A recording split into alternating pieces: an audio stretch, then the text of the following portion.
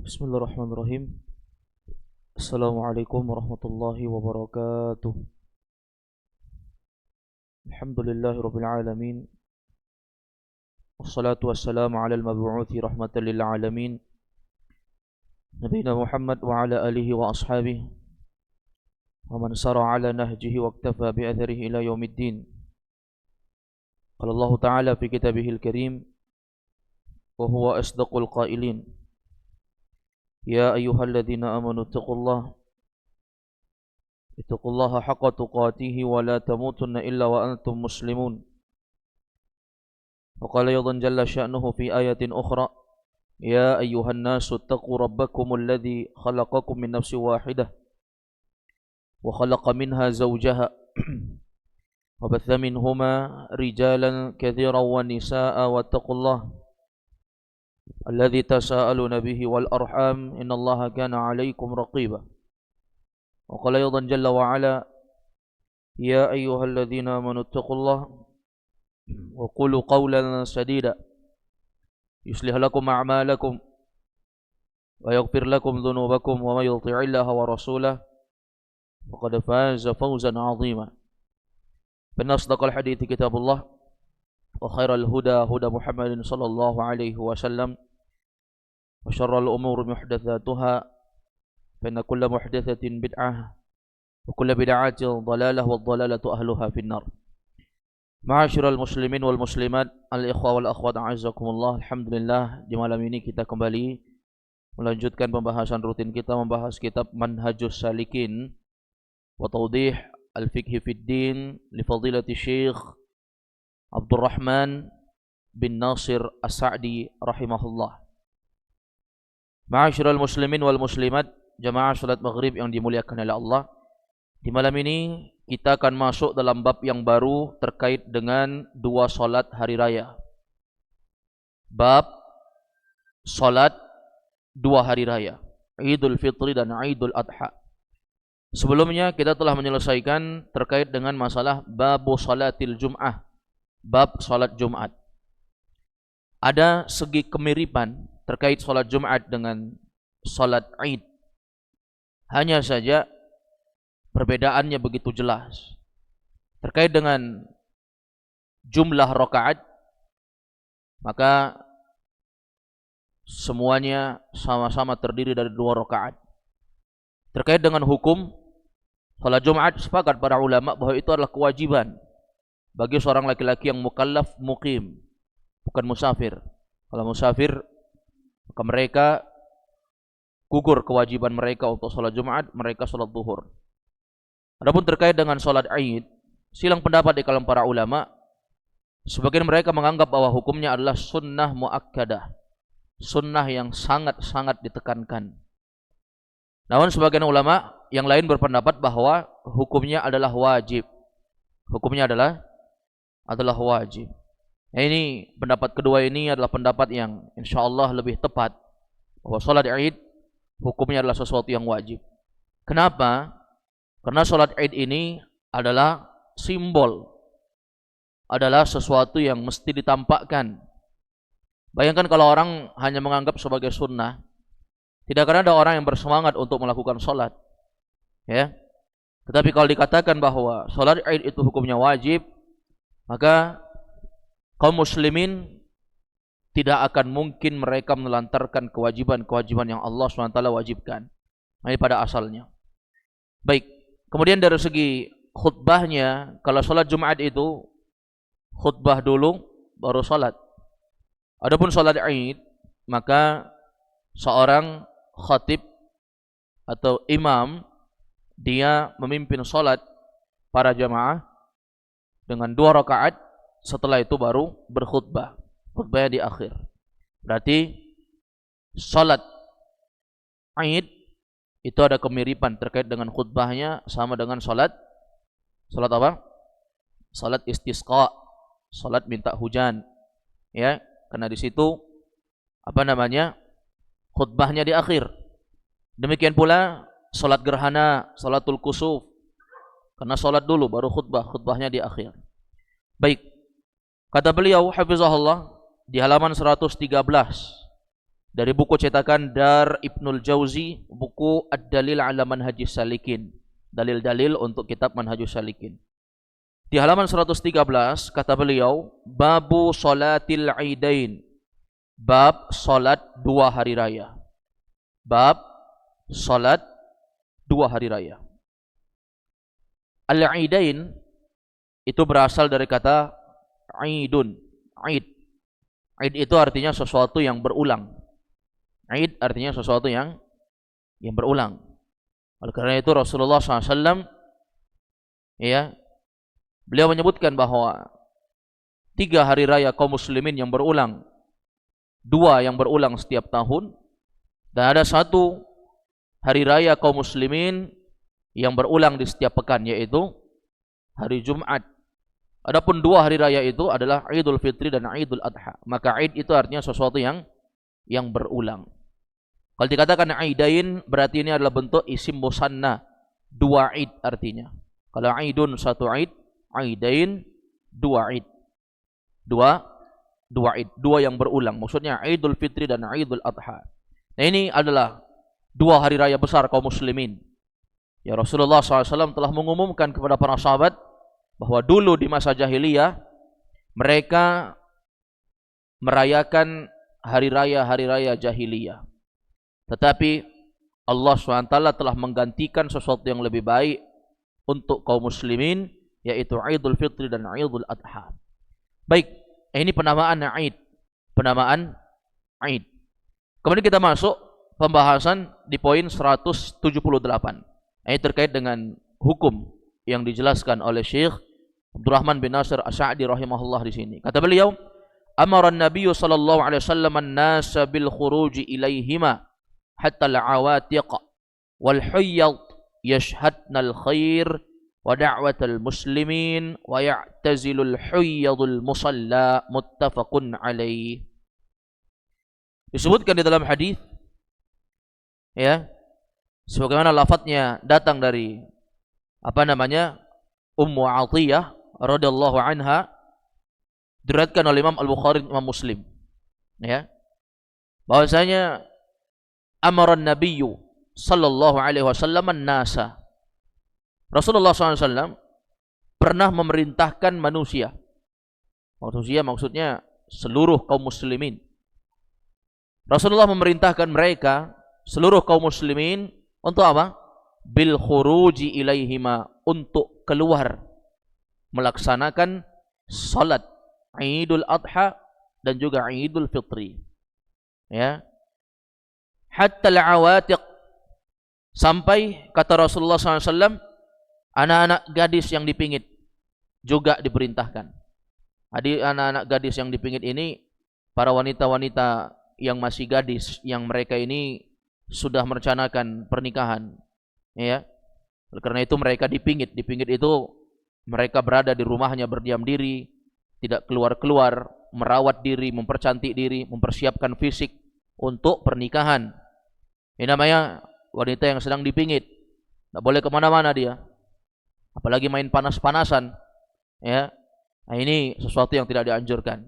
Nah, ini kebiasaan sebagian orang, ya. Ada beberapa wanita itu kalau mereka mau menikah, ya, orang tua mereka akan memingit mereka, tidak keluar. Tapi kata Nabi SAW, ya, di dalam hadis Ummu Atiyah ini, bahwa Rasulullah SAW itu memerintahkan manusia semuanya untuk keluar.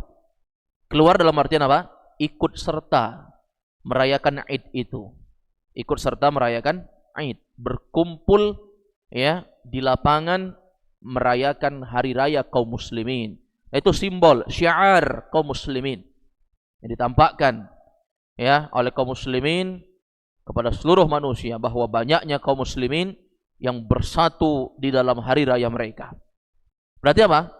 Menunjukkan itu sangat penting. Asalnya orang dipingit itu tidak boleh kemana-mana, tidak boleh keluar-keluar, tapi diperintahkan untuk keluar. Menunjukkan apa? Itu sesuatu yang penting. Demikian pula disebutkan dalam hadis Ummu Atiyah ini, wal hayyadha. Demikian pula para wanita haid. Wanita haid juga diperintahkan untuk datang.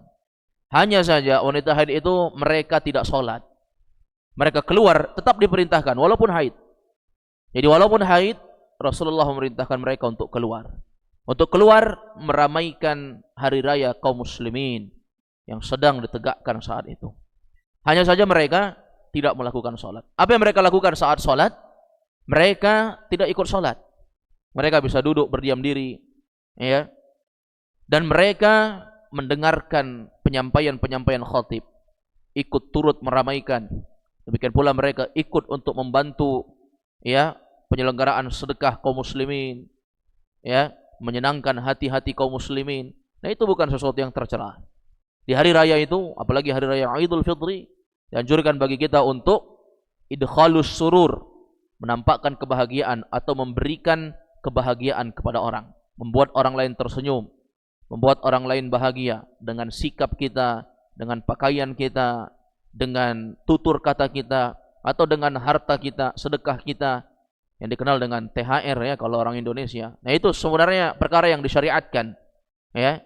Ketika seorang memiliki kemampuan, maka sesuatu yang terbaik jika dia membuat kaum muslimin tersenyum indah di hari raya mereka dengan memberikan apa yang bisa mereka berikan, berupa makanan, berupa minuman, berupa apapun itu yang menyenangkan mereka. Kalau anak-anak dikasih makanan minuman tidak senang, senangnya diberikan uang.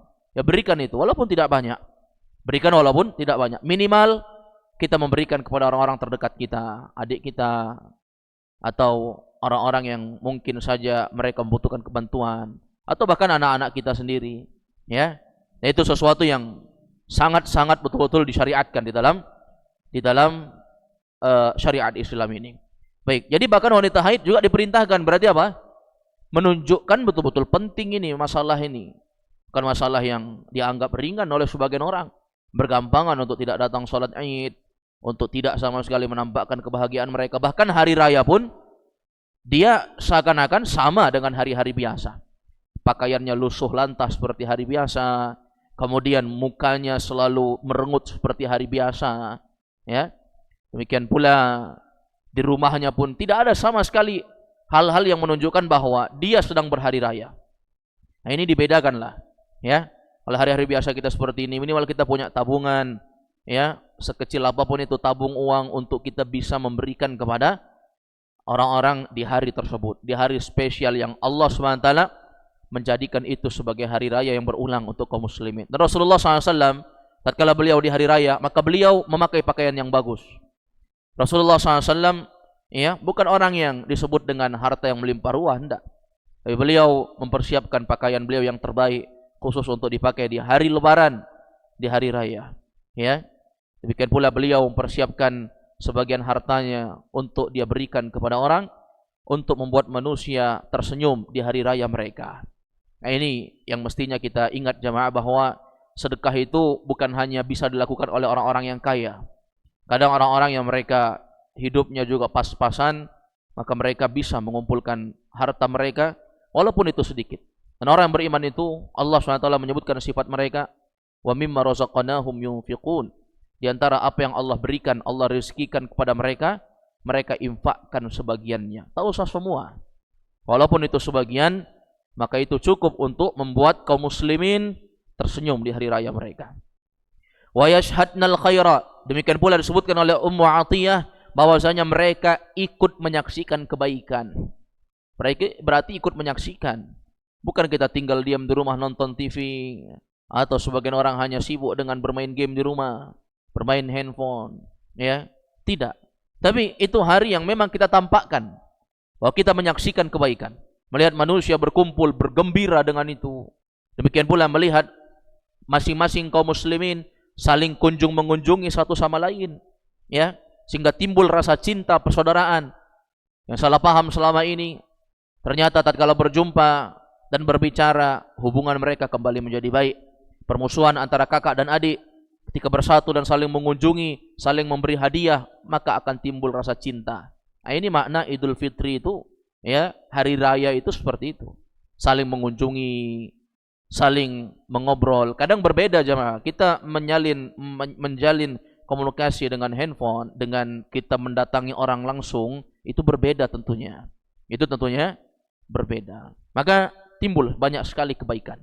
Timbul banyak sekali kebaikan. Wa da'watal muslimin, mengajak kaum muslimin wa ya'tazilul hayyadul musalla, dan wanita-wanita haid mereka menjauhi tempat salat, mereka tidak ikut salat. Ini hadis yang disebutkan apa? Disebutkan di dalam hadis Ummu Atiyah. Kalau lafaz lengkapnya ada di catatan kaki nomor 3 ya, dari buku cetakan Ad-Dalil ala Manhajis Salikin. Disebutkan oleh beliau walafdhuhu, lafaznya an Ummi Atiyah radhiyallahu anha annaha qalat. Lafaznya dari Ummu Atiyah, semoga Allah meridainya, bahwa dia mengatakan amarana Rasulullah SAW an nukhrijuhunna fil fitri. Rasulullah SAW memerintahkan kami agar mereka mengeluarkan para wanita-wanita mereka di hari raya Idul Fitri. Suruh keluar. Wanita-wanita kalian keluarkan semuanya, ya. Tunjukkan kesenangan, kebahagiaan. Wal adha, demikian pula Idul Adha. Al awatik, demikian pula para wanita-wanita yang dipingit. Wal huyyad, wanita-wanita haid. Wal zawat al khudur, demikian pula wanita-wanita yang mereka juga wanita-wanita dipingit, ya. Maknanya sama ini. Wa amal huyyat fayatazilna shalah. Adapun wanita haid, kata Ummu Atiyah, maka mereka menjauhi salat. Mereka tidak ikut untuk salat. Karena wanita haid enggak boleh salat, ya, dilarang untuk salat.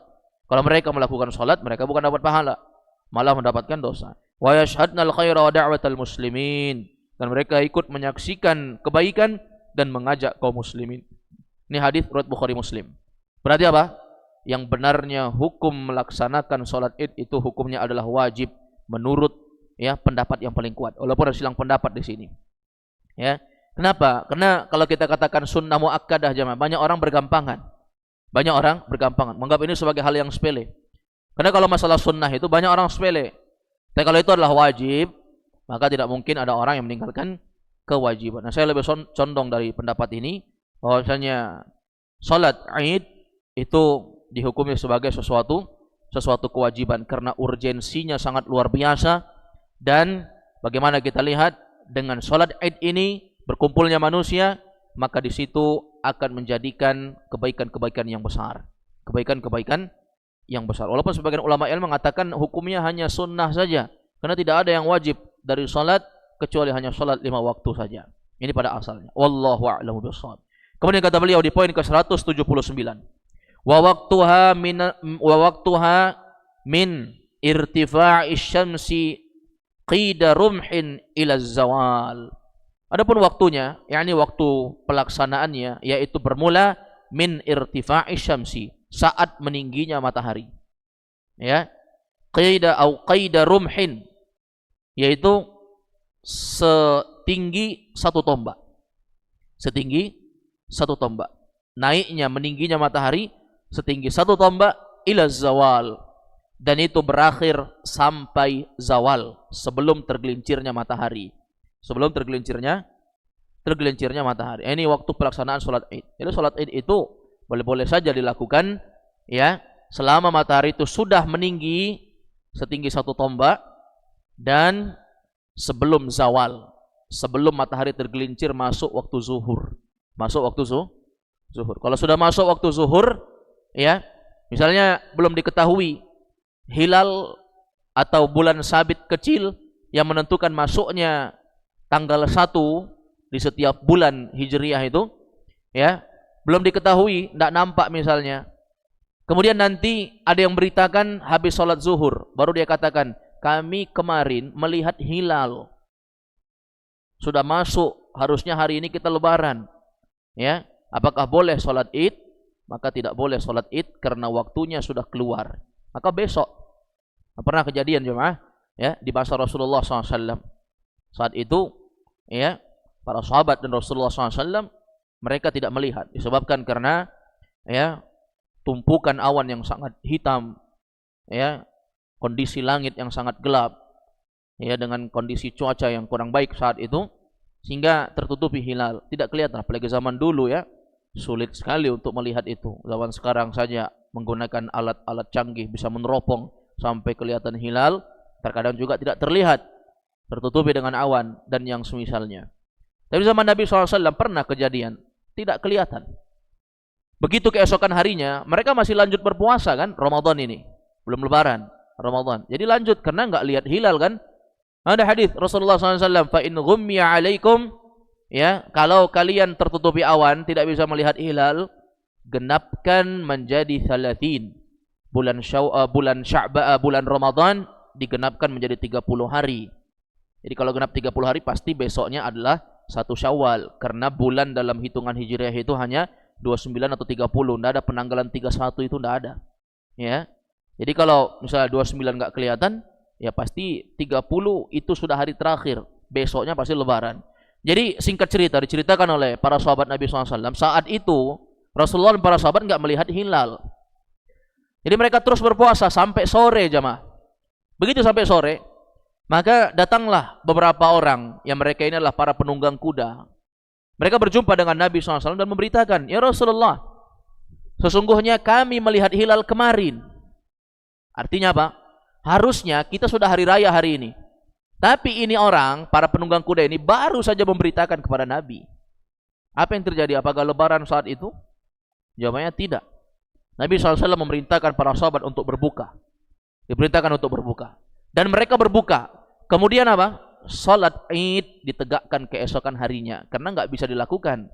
Jadi ingat ini waktunya. Saat matahari sudah meninggi, artinya jangan salat Id langsung habis salat subuh salat Id. Udah biar cepat kita habis salat subuh, nggak usah ganti pakaian semuanya. Langsung salat Id saja.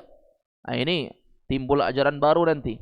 Bukan baik katanya. Nah, ini tidak semua anggapan manusia baik itu baik di kacamata syariat. Karena ketentuan-ketentuan yang telah digariskan itu harus dilaksanakan sesuai dengan koridor yang sudah ditentukan. Kita tidak boleh menawar dan mencari dispensasi keringanan dari masalah ini. Baik, ini ma'asyiral muslimin wal muslimat azakumullah. Ada sebagian orang kan demikian. Yang penting kan baik kata dia. Habis sholat subuh langsung saja sholat. Supaya kalau kita pulang tinggal jalan-jalan, tinggal ziarah ke rumah orang. Tidak susah-susah lagi ya untuk untuk ganti pakaian, untuk menunggu lama ya. Ini tentunya sesuatu yang tidak dibenarkan di dalam syariat Islam. Baik, jadi waktunya itu ketika matahari sudah terbit. Ketika matahari sudah meninggi sekadar 1 tombak. Kemudian waktu berakhirnya sampai zawal. Zawal itu kan waktu masuknya sholat zuhur. Ketika matahari terpas di atas kepala itu tidak ada bayangan ke kanan, ke kiri, ke depan, belakang, tidak ada bayangan karena pas di atas kepala. Begitu bergeser sedikit matahari ke samping, muncul bayangan sedikit. Itu namanya zawal. Itu namanya tergelincirnya matahari. Maka kalau ada muazin azan zuhur, kita tes berdiri, lihat bayangan kita belum ada. Waktu kita berdiri nggak ada bayangan. Tandanya itu belum masuk waktu. Coba sekali-sekali dipastikan azan zuhur itu. Ya, diri kita di tengah-tengah terik matahari, pastikan udah bergeser nggak di samping. Biasanya bayangannya itu kecil. Nah, itu namanya sudah zawal. Kalau belum, berarti belum masuk waktu. Belum masuk waktu. Ini ma'asyiral muslimin wal muslimat a'azakumullah. Terkait dengan waktu masuknya ya pelaksanaan salat Id dan juga batasan terakhir untuk salat Id. Kemudian beralih ke halaman 114. Di poin ke 180 dari buku cetakan Ad-Dalil ala Manhajis Salikin, kata beliau, was sunnah, dan diantara perkara yang disunnahkan. Nah, ini sekarang perkara-perkara yang disunnahkan, dalam masalah salat Id. Yang pertama, kata beliau, fi'luha fis sahra, melakukan salat Id itu fis sahra. Sahra itu pada asal penggunaan katanya, artinya padang pasir. Tapi yang diinginkan di sini adalah lapangan yang memang biasa khusus dipakai untuk salat. Ya, ini namanya sahra. Nah, kalau bicara padang pasir di Indonesia ini tidak seperti negeri Arab yang banyak padang pasirnya. Kita ini padang lumpur, ya. Indonesia ini padang lumpur, ya kan? Banyak di sini lumpur daripada padang pasir. Jadi kita bahasakan saja lapangan. Tempat yang bisa menampung banyak orang. Namun ini ma'asyiral muslimin a'azakumullah, makna asal. Pada asalnya salat Id itu di lapangan. Nah, itu tidak dinafikan. Tidak dinafikan. Lalu bagaimana dengan sebagian perlakuan ya beberapa kaum muslimin yang mereka melakukan salat Id di masjid, ya? Tidak kita pungkiri sebenarnya ini adalah kekeliruan jamaah. Tidak bisa kita pungkiri. Kenapa? Karena pada asalnya salat Id itu memang di lapangan. Nabi tak pernah sekalipun salat Id di masjid, bahkan di Masjid Nabawi. Bukan tidak bisa. Bukan tidak bisa Nabi tidak salat Id di Masjid Nabawi. Bukan tidak bisa, bisa. Ya. Kenapa tidak salat di Masjid Nabawi? Karena memang itu bukan tempat salat Id. Salat Id itu pada asalnya di lapangan. Ini kalau berbicara masalah mengikuti sunnah yang paling afdolnya. Tapi sebagian ulama ya ditanya oleh sebagian orang, loh bagaimana dengan Masjidil Haram zaman sekarang? Bagaimana dengan Masjid Nabawi zaman sekarang? Di situ masjid, tapi orang pakai untuk sholat Id. Kenapa orang tak sholat di lapangan zaman sekarang? Itu tentunya kondisinya berbeda. Ya, berbicara tentang Masjid Nabawi zaman sekarang, ya tidak ada lapangan yang lebih besar daripada itu. Itulah tempat yang lebih luas bahkan mengalahkan lapangan. Ya, demikian pula Masjidil Haram. Orang melakukan sholat Id di sana. Ya, kenapa tidak di lapangan? Mencari lapangan khusus misalnya untuk itu. Maka kita katakan justru di situ lebih besar. Maka kondisinya kita sinkronkan, kita cocokkan dengan apa yang ada di Indonesia. Ya, kalau memang lapangan susah diakses, nggak ada jalan untuk kita bisa melakukan sholat Id di lapangan. Bahkan kalau ada lapangan pun lapangan kecil, cuma untuk anak-anak main bulu tangkis saja di situ, atau main bola hanya 3 lawan 3 saja. Lapangan kecil, mau menampung banyak orang, tidak mungkin. Maka kondisi masjid di Indonesia itu sekarang lebih banyak yang besar dibandingkan lapangan. Makanya itu mereka juga melakukan sholat Id di masjid karena memang melihat kondisi bahwa masjid lebih besar dibandingkan dengan apa? Dengan apa namanya? Daripada lapangan. Daripada lapangan. Apa sebabnya? Kenapa mesti di lapangan? Karena sholat Id itu adalah syiar. Syiar itu mesti ditampakkan. Kalau orang sholat di masjid, siapa yang lihat? Coba, ini masjid ini saja. Pokoknya kita sholatnya semua masuk masjid. Masuk semua di masjid. Nggak ada manusia satupun lihat. Ya, semua berhari raya di sini, melaksanakan sholat Id. Kemudian apa namanya? Khatib menyampaikan penyampaian. Siapa yang dengar? Siapa yang melihat? Tidak menampakkan syiar di tengah-tengah agama-agama yang menjadi agama musuh dari agama Islam. Ya, maka tidak ada makna di situ. Maka pada asalnya seorang itu sholat di tempat kerumunan semua orang. Inilah yang paling afdal. Ya, di mana manusia berkumpul paling banyak, semakin banyak orang kumpul di situ, semakin banyak dan afdal pahala yang dia dapatkan dibandingkan dia sholat dengan jumlah jamaah yang sedikit. Ya, tapi ini terkait dengan masalah bab afdoliyah keafdolan, bukan berbicara tentang sah atau tidak sahnya. Ya, jangan dianggap berarti kita selama ini sholat di masjid tidak sah. Sah. Tapi masalah keafdolan, maka afdolnya cari tempat yang paling banyak manusia berkumpul di situ. Apalagi terkumpul banyak kebaikan ya. Yang ceramah adalah orang yang berpegang teguh dengan sunnah, yang disampaikan bukan sesuatu yang berbau bid'ah, perkara ajaran baru yang tidak disyariatkan, tidak ada pelanggaran syariatnya. Kalau bisa tempatnya itu memang ditutup antara laki-laki dan perempuan, tidak sama sekali mereka bisa saling melihat, apalagi baku khalwat, sholat samping-sampingan. Ya, ini kalau memang memungkinkan. Tapi kalau kondisi memang tidak memungkinkan, ya apa boleh buat, kita lakukan apa yang terbaik. Ya, apa yang terbaik. Maka ala kulli hal, ya, apa yang dilakukan oleh sebagian orang, ada sebagian masjid melakukan sholat Id, kemudian mereka hanya mengatasnamakan kami penyelenggaranya. Kemudian mereka melakukannya misalnya di sebuah pelataran masjid yang luas, maka itu insya Allah baik. Insya Allah baik. Karena berbicara lapangan, ya, tidak semua tempat bisa dijadikan untuk melakukan itu. Ya, kalau misalnya kita lapangan di sini cuma di mana? Stadion Kalegoa misalnya, itu dipakai sholat enggak? Pakai sholat itu stadion. Nah, tidak dipakai sholat lagi. Bagaimana caranya? Kita mau sholat di mana, kan? Jadi maksud lapangan ini bukan lapangan hanya sekadar lapangan yang dipakai untuk bermain bola atau lapangan luas. Yang penting itu adalah tempat yang bisa menampung banyak orang, maka itulah yang terbaik. Yang terbaik. Baik, ini ma'asyiral muslimin wal muslimat a'azzakumullah. Baik, ini penjelasan yang dijelaskan dan difatwakan oleh sejumlah ulama kibar pada masa ini. Ya. Baik. Kemudian yang kedua, wa ta'jilul adha. Yang kedua yang termasuk sunnah adalah ta'jilul adha, yaitu menyegerakan salat Idul Adha. Ya. Yang ketiga, wa ta'khirul fitri, yaitu disunnahkan untuk mengakhirkan salat Idul Fitri. Salat Idul Adha dipercepat, salat Idul Adhanya dipercepat, disegerakan, salat Idul Fitri diperlambat. Ini sunnahnya. Apa dalilnya? Dalilnya hadis, ya, terkait dengan masalah ini. Hanya saja hadisnya sebagian ulama melemahkan terkait dengan mempercepat salat Idul Adha, memperlambat salat Idul Fitri, itu dilemahkan dari segi sanad hadis. Ya, ada beberapa hadis yang menyebutkan itu, tapi sanadnya semuanya lemah. Tetapi ma'asyiral muslimin a'azakumullah, dari segi makna memang benar keadaannya seperti itu. Ya, kadang ada hadis yang dhaif, lemah dari segi kekuatan sanad, tetapi dari segi maknanya memang benar. Ya, maknanya memang benar. Kenapa salat Idul Adha itu dipercepat? Ya. Nah, ini pelaksanaan yang dilakukan oleh kaum muslimin. Bahkan di Indonesia kita sudah tahu adat kebiasaan ini. Pokoknya Idul Adha itu cepat, Idul Fitri itu diperlambat, lebih lama. Ya. Kenapa? Ternyata rahasianya sesuatu yang memang sudah kita maklumi bersama. Idul Adha dipercepat jemaah karena manusia keluar dari rumah mereka untuk sholat dalam keadaan mereka tidak makan.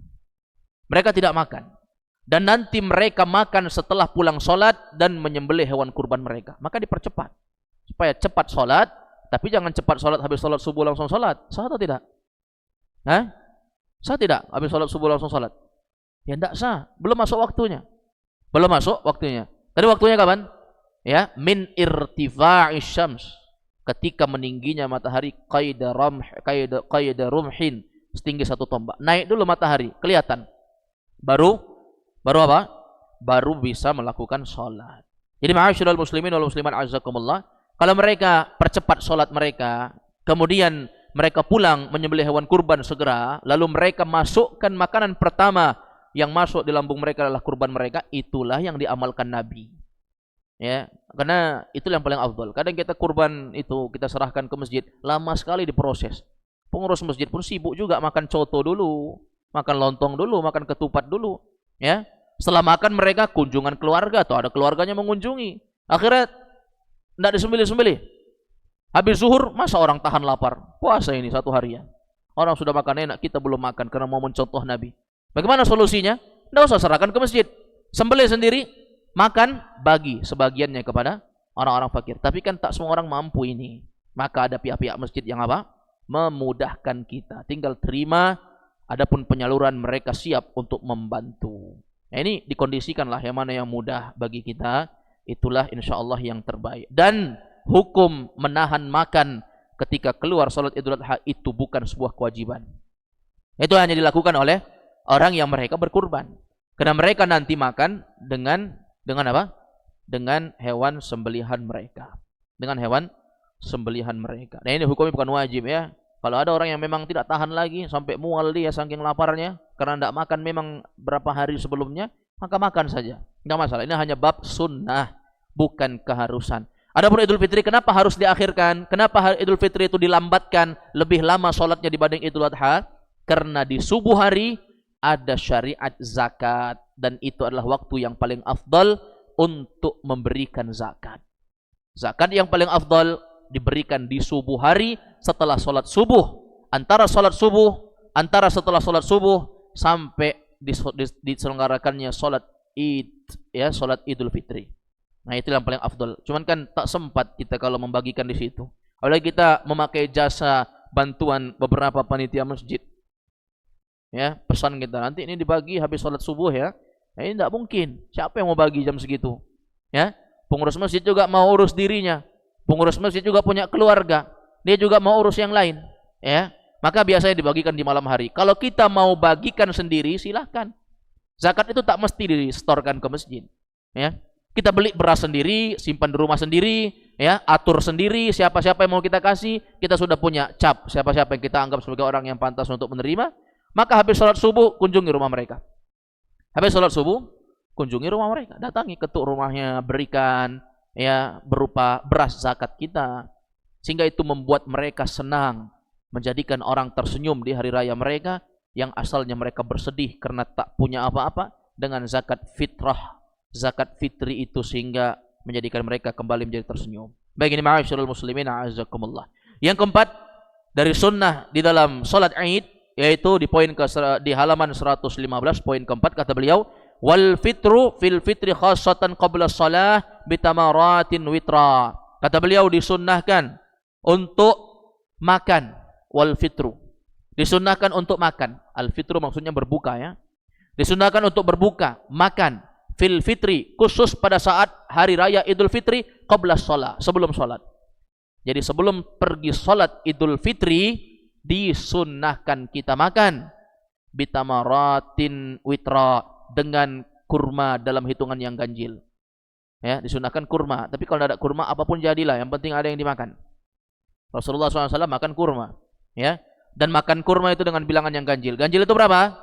Ganjil itu adalah sesuatu yang bilangannya itu lawan dari genap. Dan di sini disebutkan bitamaratin witra, dengan jamak, dengan kurma-kurma, dan jamak itu paling sedikitnya 3. Ya, madalla ala itsnaini fa aktsar, apa yang lebih dari 2, 3. Kalau 2 kan bukan ganjil berarti. Berarti kalau ganjilnya 3, berapa lagi? 5, 7, 9. Itu ya keafdalan yang dilakukan. Kalau ada kurma di stok di rumah kita, kurma. Kalau tidak ada kurma di rumah kita, ya kurmanya orang Indonesia saja. Ya. Apa kurmanya orang Indonesia? Pisang rebus. Ya kan? Kalau orang Arab itu kurmanya mereka ya kurma. Tapi kalau orang Indonesia kurmanya ya pisang rebus. Setiap orang itu, orang-orang dulu itu selalu ada pohon pisang samping rumahnya. Kalau lapar dia rebus, dia makan. Nah, ini kurmanya orang Indonesia. Baik, ini ma'asyiral muslimin azakumullah. Atau kalau dia memakan makanan yang lain, silakan. Kalau dia memasak makanan yang enak, misalnya pada hari itu memasak daging, memasak ikan misalnya, maka dia makan sebelum berangkat. Ya. Baik, jadi jangan salah penentuan ya. Dan sampai nanti Idul Fitri malah dia di situ nggak makan. Ini kan biasa terbalik-balik orang, karena jarangnya itu hari raya, setahun sekali, akhirnya terbalik-balik. Nggak apa-apa terbalik untuk dia, tapi masalahnya sudah diumumkan sama orang. Besok Idul Fitri, jangan ada yang makan ya katanya. Nanti habis pulang sholat baru kita makan. Nah, ini kan lucu namanya seperti ini. Ya, maka sebelum kita menyampaikan sesuatu itu, kita cross check dulu. Jangan sampai salah sebut. Apalagi nanti Idul Adha, di situ orang menyembelih hewan kurban, maka dia umumkan pada jamaah makan dulu. Habis sebelum pergi ke masjid sholat Idul Adha makan dulu. Terbalik. Harusnya di situ yang tidak makan. Baik, ini jangan sampai terbalik ya. Masalah yang seperti ini memang kadang ya, bukan hanya orang biasa. Ustadz pun kadang lupa. Ini masalah yang memang setahun sekali. Tapi itu sesuatu yang mestinya kita saling ingat mengingatkan, saling nasihat menasihati. Itulah inti dari persaudaraan. Yang kelima, kata beliau, dari hal yang disunahkan, ayyatanazzafa wa yatatayyaba laha, yaitu hendaknya seorang berbersih. Dia berbersih wa yatatayyaba laha, dan berwangi-wangi. Berbersih dan berwangi-wangi. Berbersih ya bisa mandi, atau bahkan tidak usah mandi juga kalau memang tidak memungkinkan untuk mandi, karena kadang tidak semua orang bisa mandi di waktu pagi seperti itu ya, kecuali kalau dia junub. Kalau junub wajib mandi. Kenapa? Kalau sholat Idul Fitri itu junub sah atau tidak? Sah atau tidak? Kalau sholat 5 waktu kan jelas tidak sah sholat 5 waktu kan. Tapi kalau sholat Idul Fitri itu sah atau tidak kalau kita junub? Bingung juga. Kenapa bingung? Salat itu tidak sah kecuali harus taharah. Salat apapun itu. Ya. Salat apapun itu, la yaqbalullahu salata ahadikum idza ahdatha hatta yatawadda. Allah tidak terima salat salah seorang di antara kalian kalau dia berhadas sampai dia berwudu. Itu kalau hadas kecil. Kalau hadas besar, tidak ada yang bisa menjadikan sah salatnya kecuali dia harus mandi wajib. Bagaimana caranya? Dia basahi dari ujung kepalanya sampai ujung kaki, semuanya dilumuri dengan air. Apakah dengan cara menciduk air ambil siram, atau dengan cara dia langsung nyemplung ke tempat air yang banyak, intinya basah semua badannya. Ini namanya mandi wajib. Disunnahkan untuk itu. Ya. Tapi sunnah bagi orang tidak junub. Ada pun orang yang junub, maka mereka wajib mandi baru pergi sholat. Baik. Ini ma'asyiral muslimin wal muslimat a'azakumullah. Kemudian yang keenam, kata beliau, wa yalbasa ahsana siyabihi. Ya, dan hendaknya di antara perkara yang disunahkan, kata beliau, hendaknya seorang itu memakai pakaian yang terbaik. Ya, pakaian yang terbaik. Ya, kalau bisa kita sisihkan rezeki kita dari sekarang untuk beli pakaian baru, walaupun tidak usah mahal, yang penting baru. Karena penilaiannya bukan mahalnya barang, tetapi memang dianjurkan untuk memakai pakaian yang baru. Disebutkan dalam riwayat itu, pernah Umar bin Khattab radhiyallahu anhu, beliau memberikan pakaian kepada Nabi SAW, dan beliau mengatakan, ya Rasulullah, tajammal, ya, berindah-indahlah dengan pakaian ini, pakailah di hari lebaran, dan pakailah untuk menyambut tamu. Dikasih dengan Umar radhiyallahu anhu Nabi pakaian baru. Hanya saja Nabi melihat pakaian ini, dan Nabi SAW mengatakan, ini pakaian ya terbuat dari sutra, karena pakaian sangat lembut sekali. Nabi mengatakan ini pakaian terbuat dari sutra. Nabi SAW menolak pemberian itu, dikembalikan kepada Umar, dan Nabi mengatakan bahwasanya ini adalah pakaian yang tidak ada bagian bagi orang yang memakainya, ya, di dunia, tidak ada bagian untuk dia di akhirat. Maksudnya pakaian sutra itu dilarang untuk laki-laki untuk memakainya. Ya, jadi Nabi tidak menerimanya. Tapi bukan Nabi menolak untuk berindah-indah. Nabi tetap menerima itu, berindah-indah di Lebaran, di hari raya, berindah-indah saat menyambut tamu. Tapi Nabi mengembalikan itu karena memang itu pakaian yang tidak boleh dipakai bagi laki-laki. Jelas ini ya, menunjukkan memang di hari itu kita berindah-indah lah, ya, beli songkok baru, baju baru, sarung baru, atau sekaligus jubah baru, sorban baru, sendal baru. Tidak mesti mahal, yang penting ada sesuatu yang baru. Baik, yang ketujuh, dan ini pembahasan terakhir kita di malam hari ini, wa yazhaba min tariqin wa yarji'a ila akhar. Ya, di antara sunnah yang diajarkan dalam syariat yaitu dia pergi dari satu jalan, ya, yazhaba min tariqin, dia pergi dari satu jalan, wa yarji'a min akhar, dan dia pulang dengan jalan jalur yang lain yang berbeda. Pergi dari sini, pulang dari sana. Pergi lewat lorong sini, pulang lewat lorong sana. Apa hikmahnya? Kata para ulama, supaya dia bisa melihat adanya manusia yang banyak. Di sana ada manusia, dia bisa lihat. Di sini ada manusia, dia bisa lihat. Supaya kesenangannya semakin bertambah dan rasa kebahagiaannya sebagai seorang muslim itu semakin bertambah.